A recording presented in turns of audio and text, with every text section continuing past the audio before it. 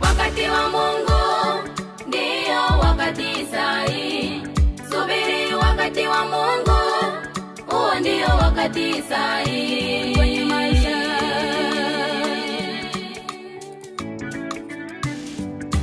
Na ujitahidi kuishi kwa nia mama, maana penye nia ndipo pana njia.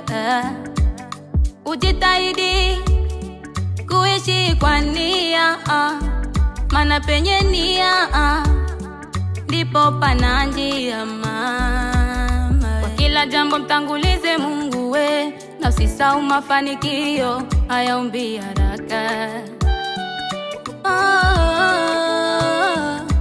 Na uweke juhudi katika kusoma neno, usisahau kutumia kile Bwana alichokupea kwa tukufu wake yeye.